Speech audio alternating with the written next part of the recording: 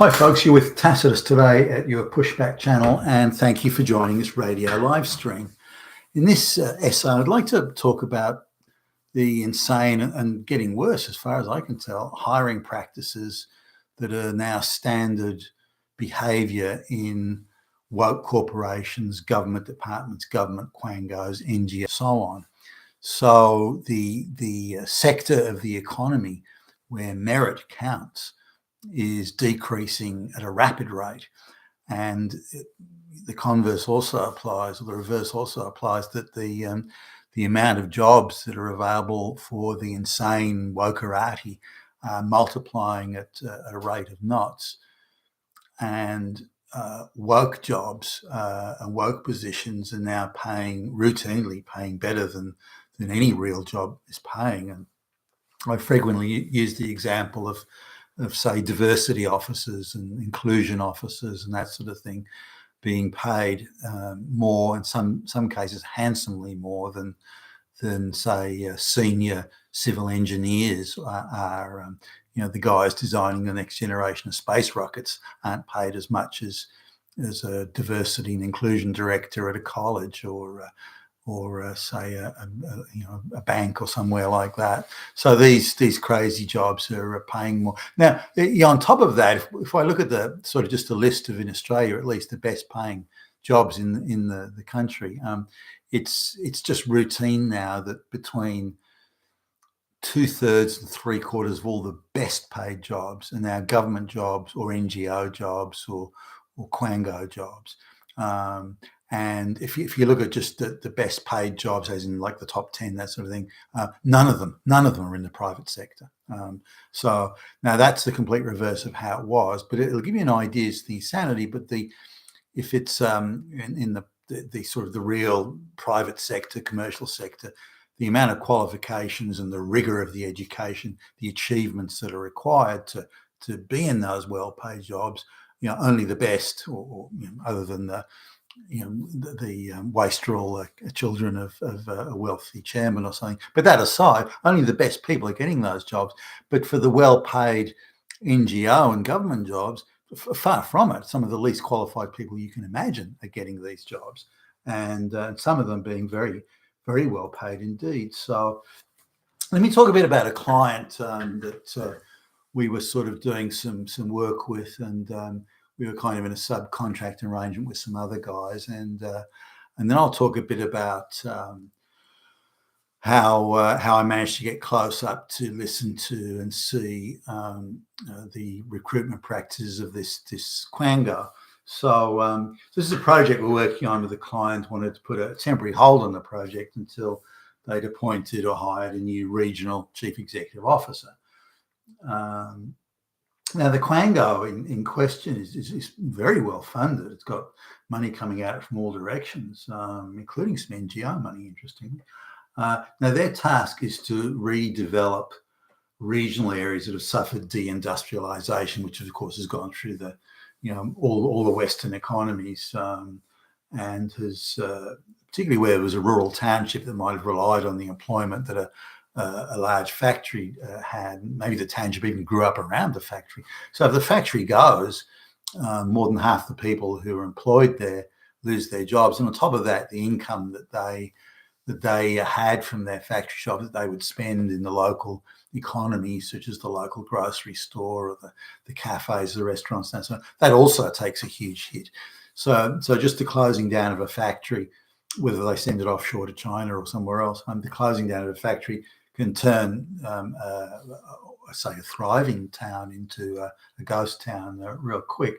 So I think these redevelopment initiatives, if they're genuine, are much needed, and I think a great idea. Now, I happen to think they're a cover for just bringing in lots of black and brown peasants from the third world and stuffing them in these townships. That's what I think are probably going on here. But let's take it at face value. They say they're trying to redevelop and rejuvenate these ghost towns, and I think that's a good idea, assuming that's what they want to do. And I wholeheartedly support such initiatives. Now, this place is a little over 100 miles from sort of the nearest decent-sized city. Pretty ordinary transport links. So the recruitment, which I'll come back to in a minute, but they're running a fairly rigorous HR policy of hysterical race, gender, and sexual identity, sexual proclivity quotas. So, and this shows up in the employees they've got. It's I mean, some of these people you wouldn't employ them to sweep the floor, and yet they're middle managers in this fucking quango. Now, if they want to get anything done, they have to get outside subcontractors, people like us, to actually do the real work. All these people do is sit around all day in meetings, discussing how evil white people are and how there are so many Nazis everywhere and that sort of thing. So anyway, they put the project on hold, or aspects of it at least, and so the new regional CEO was appointed. So we came in and part of the big meeting, and so as we approached his office, we could see quite extensive. Is he coming through the sort of the bullpen, if you like, extensive LGBTQ paraphernalia adorning the back wall. This is before we could spot him. And then we met the man. Now, I had sort of hopes, gee whiz, they hired a man. Wow. As I understood it, he was a white guy. So, however, you got to picture this. Now, remember, he's the fucking CEO. It's supposed to be a rigorous, competitive hiring process with multiple committees that were involved in vetting and questioning and role playing and psychosomatic, like psychometric testing. They were supposed to be the full battery of rigor. So I expected somebody, maybe, it is sort of government quango, so I didn't expect top notch, but I thought somebody who got through that would have to be pretty decent. But here we get here, the guy had cerebral palsy, so he's got great trouble walking or even standing up. So he's got this, I don't know, this specially made chair for him. It looks like a sort of part wheelchair, actually, but so he manages to stand up, but he's got a lot of trouble standing up and walking. He's got these erratic moving. Someone who's got cerebral palsy, you can imagine. And so the idea of shaking hands, things like that, was pretty much impossible. And you sort of have this thing because the hand's going everywhere that you want to grab the hand and hold it. But I thought, no, that's a bit. And I'm there with other people anyway, and we weren't the prime contractor, so I didn't want to do something that might embarrass the prime contractor. So he also had a severe speech impediment. Bear in mind, he's the CEO here, so and I'll try and recreate it here. And I'm not being unkind. This is an accurate representation.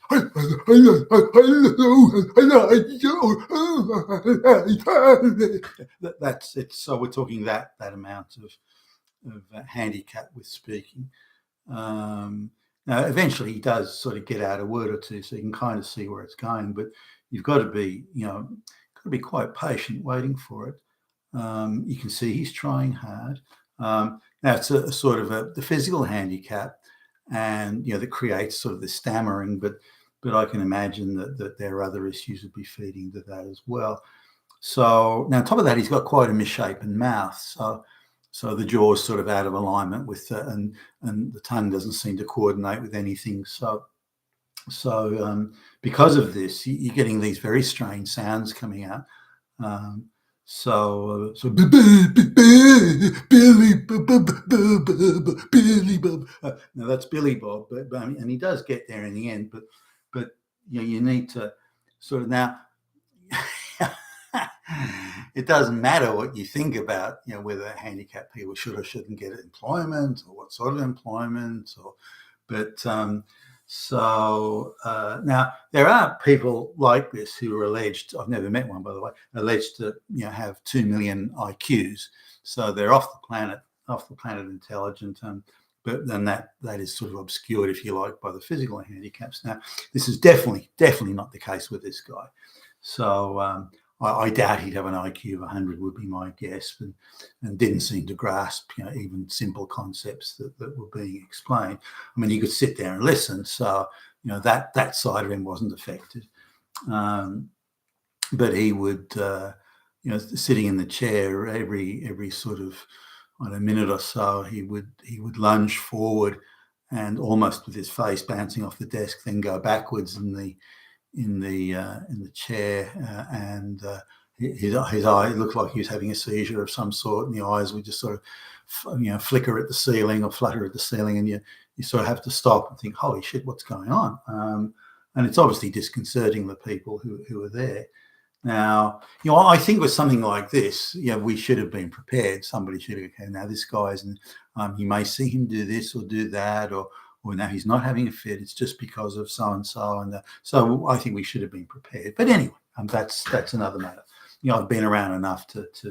I remember one of the scientists that was in one of the companies I worked for, had been a thalidomide child, and he had no arms. His hands came directly out of his shoulders. So things like that, I know I've experienced those sort of things and worked with those sort of people. He did insist on shaking hands, by the way, which was, but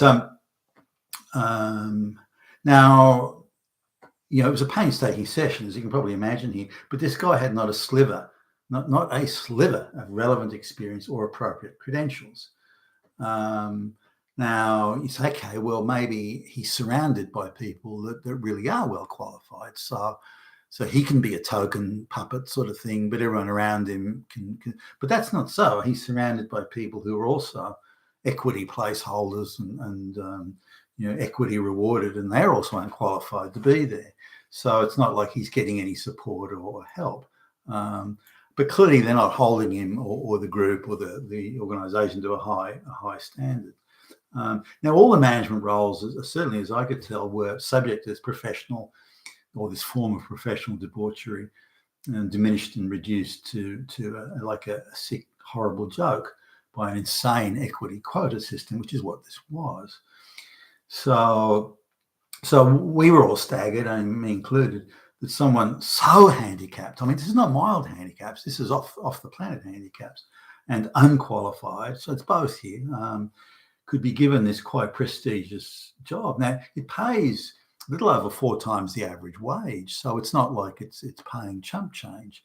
It's not a get-rich-quick job, but it's considered quite prestigious in the area and pays quite well. So now this CEO, given his handicaps, would be lucky to have any job at all, let alone a CEO's job on 4 times the average wage. But given the pay he's getting, this statistically at least makes him more employable than 98% of the Australian workforce that have no handicaps, which is insane in itself. So they actually brought in a sort of I don't know what you call it, a subcontractor type CEO, I guess you'd say, to really work with us on the project. So he was kind of out of the loop for most of the time, although I had to be at meetings and things like that. So we weren't reliant on him to be making decisions or approving things or anything like that. So it kind of didn't really affect us directly, or not as much as I've certainly thought. Now, I wanted to say, okay, well, how did this happen? So I went to, and you can find these things online these days. I looked for, because they claimed it was a competitive hiring process, which was clearly an outrageous lie. So I dug around and found the advert that had been on one of the online job boards for this regional CEO job, and so he didn't meet any of the criteria. So there's no way that he would have even applied or been considered in any intake. So how on earth would he even be a candidate, let alone someone that would go through the process? Now, at the time, they were hiring a junior, I suppose a data analyst, you'd call it. And so the other subcontractor was doing work on some policy development work on that side of things, and that cut across some of the things we were doing. So I as soon as I heard what was going on, I thought, I want to see this, and so I wanted to get in close so I could see just how insane it was. It's insane. You want to know what are the actual mechanics of this insanity. And it's not that easy to get up close to it because these people actually know they're doing the wrong thing. So they get very defensive and they hide and they deny and they obfuscate and duck under the table and all this sort of thing as soon as they think they're being scrutinized. So you kind of have to go as a fly on the walls type thing and sit there quietly, smile and make sure that you get to see the whole process sort of naturally in action, the organic process that they go through. So they're hiring this junior data analyst. It's not even paying the average wage, so it's hardly a high-powered gig. But they make a big song and dance here, and they do this in government departments as well, let alone Quangos. And most of the people in like HR and recruitment and diversity and inclusion were either from the NGO sector or from the government sector, so that there wasn't a single person who was there from the private sector. Not a single person that ever had a job, by the way, either, which shows. So now, the understanding the terminology of things is interesting. This HR lady who's white, by the way, and straight as far as I can tell. She seemed pleasant enough. I didn't sort of detect in her any sort of malice. But nonetheless, she's telling us how the process works. This is the hiring process or recruitment process. So they have a number of committees, and the more senior the role, the more committees come into it. So a number of committees. Now, the objective of these committees is to be fair. It is to be absolutely fair to everyone who applies. But what do you and I think is fair, and what do they think is fair? So the meaning of the word actually is very different when they use it. So I think is fair is everyone's treated equally. Everyone has an equal chance. The criteria is, as in the selection criteria, is applied equally and uniformly across all applicants. And tests, if they're given, are given sort of again impartially, and the most qualified candidate gets the job. Now, I thought, why would you have two committees on what's a junior data analyst role? I mean, this doesn't really require much in the way of qualifications at all. Like a data analyst used to mean something, but now it means nothing more than adding up a few numbers on a fucking spreadsheet, or it can mean more than that, but at its basis level, that's the kind of what it means. Now, so she's telling us about these committees and how they want to be fair, but it's not fair in the sense that you and I understand it. It's fair in a world of ideological, fanatical social justice. So fair to begin with, fair means you can't give the job to a straight white male because they have apart from being Hitler and white supremacists and responsible for climate change, apart from being all that, they have white privilege, male white privilege, no less, straight white male privilege. So because of that privilege, they shouldn't be given a job because it's not fair. It's not fair to other people. So the straight white males have to be taken out. So they're going through the applicants here in order to demonstrate how fair they are. But to the HR lady and the committee there, with not one straight white male in the committee, by the way, or the first committee, there are two committees, and so they're going through the applicants and taking out the straight white males and focusing on black lesbians, brown women, and gay brown men, and so they're looking only for minorities because that's fair. It's only fair for the oppression they've suffered at the hands of white people for centuries. Like the black lesbian. Did you know that her ancestors from 5 generations ago were slaves? Did you know that? So she has to be compensated for that in some way, and so we have to gift them these jobs, the pay, because otherwise they may not get a job at all, and the job may go to a straight white male, which would only perpetuate the evil, the Hitler. And so this is their, now they don't see they're doing anything wrong here. we're redressing the imbalance and the evilness of those damn fascist Nazis. We're re-leveling the playing field. We're turning it on its head. We're showing those straight white males they're not in charge anymore. We're fighting back against the man. We're fighting back against Hitler. And so they have this sort of madness that's about, and you're listening to and of course I have to sit there quietly and smile because I want to hear it all. If I start asking questions, they may clam up or decide, we don't want you here. It's an unsafe space. And speaking of unsafe space, so they were talking about the better qualified candidates. Now there was a gay brown guy, or gay Asian guy actually, and I suspect Chinese from the looks of it, and he was the best qualified candidate of the, using the victim totem pole of the people who were left. But it was decided, no, we can't really have him here. He looks like he actually is qualified, could do the job and knows what he's doing. That may unsettle the others because the people who are in that section or department or group, they're not really qualified. And if we put a qualified person in there, that may upset them and give them esteem problems. And that would turn that department into an unsafe space, Now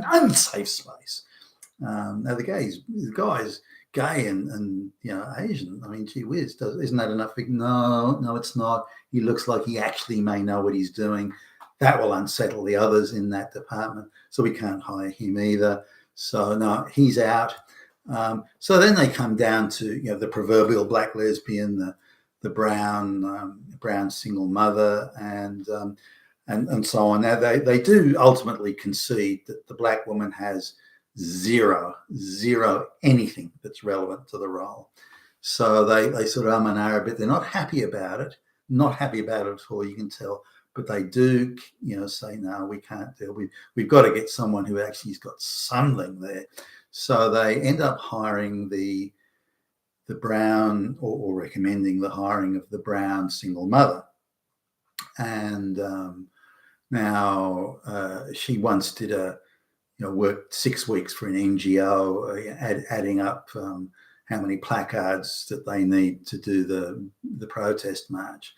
And so they seize on that and say, well, that's enough. She's a data analyst. That'll do. And she's good. Now, she needs to have time off for the children, and these various sort of allowances and dispensations and so on. So they effectively give her a 10 weeks leave per year, or up to 10 weeks if she needs it for childcare and this sort of thing. They offer a subsidised creche for before and after school for the children, and various other things. So she's ultimately going to be very expensive to employ, and has the absolute minimum of the minimum standards necessary. So that's what the first committee decides. And again, they think they're doing fantastic work. We're creating a new society, not a society blighted by those evil straight white males that are fucking fascist Nazis. This is a dream world of fantasy and equity, where little angels go around playing harps. This is the new world we're creating, and we're fighting back against those Nazis and those fascists and those evil straight white males. And so the new world we're creating is a world of beauty and harmony and equity. And that's what we're doing. And they don't perceive that they're doing anything wrong. And they perceive they're only doing good. And as their intentions are good to create this fantasy world of equity, this nirvana, that whatever the outcome of what they're doing, the results of what they're doing must also be good. How it's good, they don't know, but it must be good because we're doing good things. We're doing good things because we're stopping those evil fascist Nazi straight white males, and because we're giving these undeserving jobs to brown single mothers with an IQ of 80, and therefore we're doing good things for the world. And they really do believe it. So the first committee, then has that. They load up the they put forward, I think, they throw the black lesbian in for good measure, but then the second committee then is the one that conducts the interviews, and how the interviews are done, whether there's what sort of testing there's done, and role playing. Now, getting to meet them was interesting. They're all children. They're I think I used an analogy a video or two ago about young girls, 8-year-old girls playing doll's house. So they can create a very precise world where they put this doll in that room wearing, that outfit, and then this doll here, that doll has a pram, and this doll has and so on. So they can create this fantasy world in the doll's house. And these people are exactly like that. I've had friends with younger sisters who had the doll's house thing, and I remember sort of seeing how the young girls play and that sort of stuff, and with those sorts of toys, and these grown-up women, or women who are in adult bodies but still 8-year-old children, how they go through this recruitment process just as if it was a doll's house. That in their minds it's no different. They can create a precise, very clear world without any nuance, just by pretending it's the doll's house. So they're children playing house, except they're obviously hiring someone in a real world with real money and with real implications, that sort of thing. But they're not responsible for any outcome. They've done good, and if it doesn't work out, it's not their fault or their responsibility. So anyway, they're the ones who have the little panel and the questions. So they can they can load the dice heavily and they thought they were telling me how enlightened they were. We can load the dice, so we can, if we get a candidate in who we don't like, somehow has managed to get through the net, then we can give them really tough questions, and make them jump through all sorts of hoops and do endless somersaults, that sort of thing. So that means that they don't make the grade. Or one of their favourites, especially if a straight white male makes it through, is to make the interview process so onerous and difficult and humiliating. Humiliating, by the way, was something they did enjoy doing. If it was a straight white male, to humiliate the straight white male and make sure that they would just give up and so this is all too much and just walk out the door. So and they were quite duplicitous and deceitful, and I thought if there was any sign of malice, it would be in that sort of aspect, trying to discourage straight white males from continuing with the interview process. Now, so they would then give a very easy interview to the preferred candidate, the black lesbian, and so that she would answer all the questions correctly. What day is it? Is it night or day at the moment? Day, right? Tick. And the people eat lunch at lunchtime? Yes. I can tick again. You've answered the questions. Job's yours. So they give these ridiculously easy questions, and they were skiting about how they would load up the questions. This interview panel, how they would load up the questions to make it easy for the proverbial black lesbian to get the job and prevent the others. They also had things like they would devise these insane role-playing games where you have to role-play the alleged role that you're in, but they can invent this fantasy doll's house world as to what the role is, and again they skited about it that the role-playing doesn't have to be have any resemblance or any connection with any sort of form of reality. They can just invent a reality and apply it. Again, children in the doll's house, and it just kept on and on coming back to that. So these are sort of things that go on now. That these people also, in the case of more senior roles, they might have 3 committees doing the thing. But again, it's all staffed by ideological fanatics, none of whom are straight white males, all of whom are being employed well above their capacity. If there was even 10% of the people there are somewhere close to the capacity of the roles that they're in, that would be it. But there's very little rigor. People just aren't held accountable, and it's quite insane. But that's the sort of thing that goes on. Now, it's not just in places like this. This sort of stuff is creeping in everywhere. There is now fewer and fewer places that do not do this.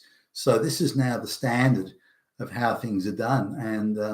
And if there's ever a pathway to or a short route to disaster in terms of the degradation and destruction and humiliation of an economy and its most productive people, this is it.